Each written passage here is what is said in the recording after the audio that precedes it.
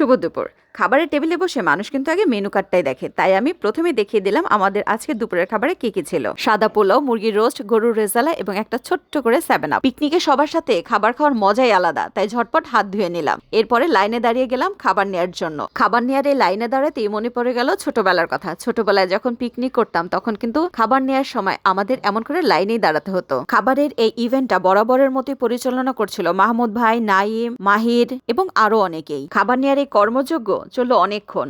Finally আমি আমার খাবার নিয়ে নিলাম। খেতে বসার জন্য একটা জায়গা খুঁজতে শুরু করে দিলাম, অবশেষে পেয়েও গেলাম। সাদা পোলাওর সাথে রোস্ট একেবারে জমে গিয়েছিল। তৃপ্তি সহকারে পুরোটা রোস্ট খেয়ে নিলাম। গরুর মাংসের রেজালাটা যা হয়েছিল একেবারে ওয়াও। পিকনিকের এই খাবারটা খেতে আমার দারুণ লাগলো। মাংসটা ছিল খুবই সফট, আর গ্রেভিটা যা হয়েছিল না, মনে হচ্ছিল গ্রেভি দিয়ে 2 প্লেট ভাত খাওয়া হয়ে যাবে। পিকনিকে খাবারের আয়োজনে আইটেম কম থাকলেও খাবারের স্বাদ কিন্তু ছিল অতুলনীয়। সকলের জন্য খাবার ছিল আনলিমিটেড, কিন্তু আমি একবারে সন্তুষ্ট। খাবার শেষ করে দেখি আসিফ ভাইরা যেন কি নিয়ে যাচ্ছে। আমি দৌড়ে তাদের কাছে গেলাম, দেখলাম ওয়াও বড়ই। আমিও বেশ কিছু নিয়ে নিলাম। আমি বড়ই খেতে থাকি, আর তোমরা আমার ভিডিওতে লাইক আর চ্যানেলটাকে সাবস্ক্রাইব করে দিও।